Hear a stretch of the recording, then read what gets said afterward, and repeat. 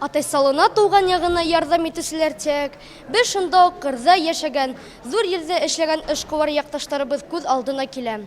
Уларның зур күләмдә матди ярдәме, кыйбатлы җиһазлар һәм әйберләр алып килү турында уйлана башлайбыз. Ә бит үз туган авылына йөрегеп, ситкә китмәй, туган yerендә үз урынын тапкан якташларыбыз юк түгел. Ильяс Фәрит улы Баймак каланың 3нче анлы мәктәбенең даими багучыларының бере. Белем усагына төрле юнәлештә ярдәм күрсәтә ул.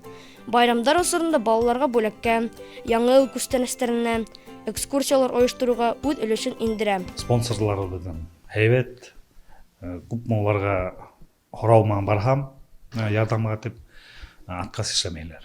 Ярдәм итәләр.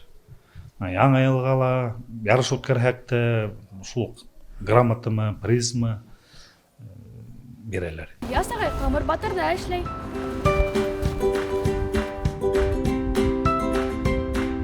Ильяс Тайбугин каланың Камыр Батыр дип аталган икмәк бешерү цехы җитәкчесе. Камыр Батыр каланы гына түгел, Абар район халкын тәмле икмәге, бәриштәре менән куандыра.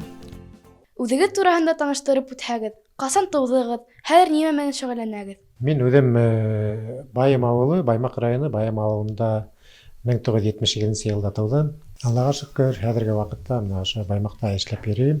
2нче йыл инде ошо икмәк бешереү цехында эшләйем. Ә ни өсөн һеҙ кешеләргә ярдәм итәһегеҙ? Мана һеҙ безнең мәктәпкә лә ярдәм итәһегеҙ.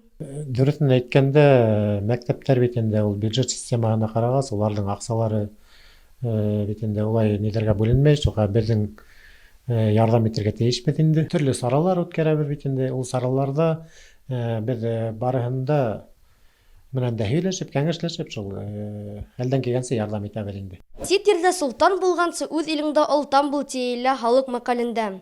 Донъя мәшәҡәттәренә ҡарамай, һәр өлкәлә үҙен һынап күрһәткән, үҙ урынын тапҡан Ильяс ағайға һоҡланырға ғына ҡала. Барыһы ла Ильяс ағай кеүек изге күңелле, ярдәмсыл булһын.